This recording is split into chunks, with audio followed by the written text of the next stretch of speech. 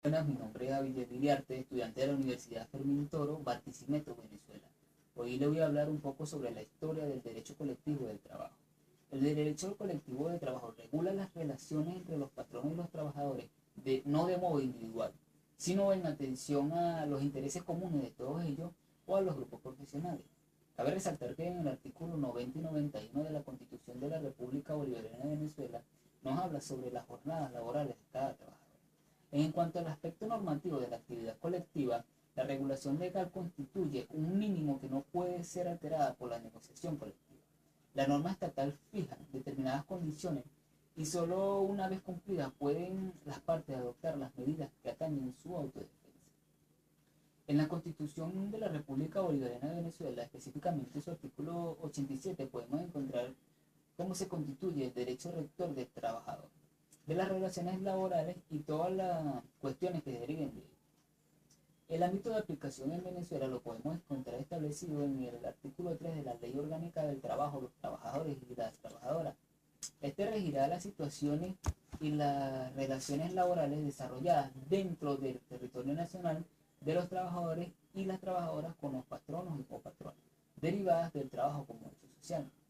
Uno de los rasgos históricos del derecho del colectivo del trabajo es cuando los trabajadores para defender sus intereses necesitan coligarse y formar sindicatos o grupos de trabajadores. Cabe destacar que los sindicatos son coaliciones permanentes cuyo fin es la defensa de los intereses actuales y futuros de los trabajadores. En cambio, los grupos de trabajadores son alianzas temporales para defender el interés actual de cada trabajador. Basándonos un poco en la línea del tiempo del desarrollo del derecho del trabajo colectivo, podemos ver que en el siglo VII y siglo VIII aparecen los llamados regímenes corporativos y las fraternidades profesionales. En el siglo XVI surgen las asociaciones de compañeros y en el año de 1827 surge en Filadelfia la primera huelga de carpinteros, a la cual se le agregan otros gremios de trabajadores entre los años de 1830 a 1840, y aquí aparecen las luchas contra la revolución industrial. En 1864 se funda en Londres la Asociación Internacional del Trabajo, la AIT. En 1919 se funda la Organización Internacional del Trabajo, la OIT. Entre los años de 1950 y 1960 ya no se habla de luchas obreras, sino de luchas sindicales, equivalente a la lucha de los trabajadores.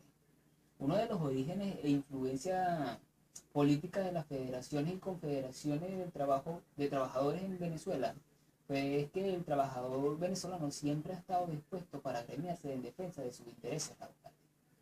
Venezuela ha sido un país víctima de gobernantes dictadores. Uno de estos fueron los 27 años del régimen del dictador Juan Vicente Gómez, el cual a los trabajadores no se les respetaba sus derechos laborales e incluso eran perseguidos y torturados.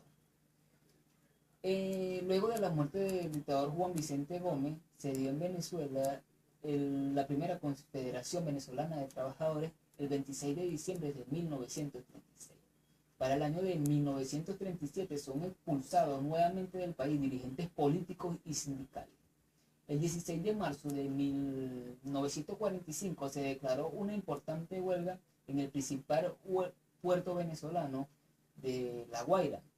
Para el 8 de diciembre del mismo año se firma el primer contrato colectivo de trabajo con los representantes de empresas petroleras.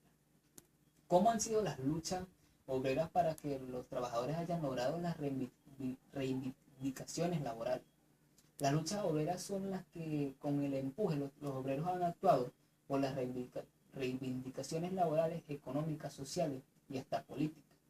En Venezuela, si bien el presidente Isaías Medina Angarita fue el primero en decretar la conmemoración del Día del Trabajador, no fue hasta el gobierno de Rómulo Betancourt que esta fecha sería establecida como un feriado y con derecho a remuneración por la parte de los trabajadores.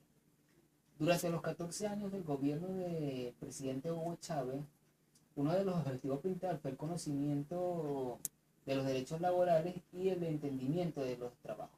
De aquí nace la Ley Orgánica de los Trabajadores y Trabajadoras. Esta es toda mi posición, espero les haya gustado y les haya servido. Gracias.